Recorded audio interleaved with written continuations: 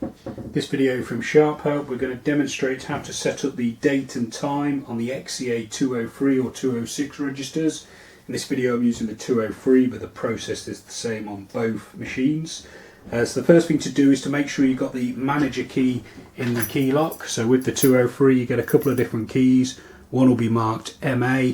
This key turns to all the positions on the mode lock. Once you've got that in, you can turn the key round to the programming position. And then to enter the date, first of all, you need to enter the date in 8-digit format. So it's day, day, month, month, and then 4 for the year. And then you finish by pressing subtotal.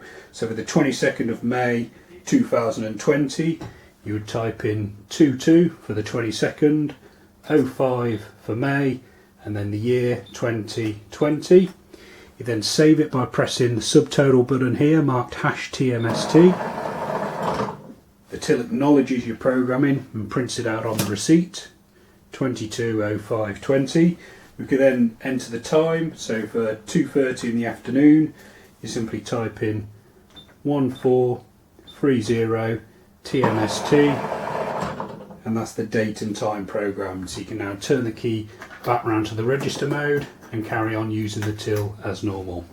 Hope that video has been helpful. Got plenty more videos showing you how to set up and use the XE-A203 and other Sharp cash registers. Some of those videos will be appearing on screen now, so you're welcome to check those out. You can also subscribe to this YouTube channel or visit sharphelp.co.uk for more. Thanks for watching.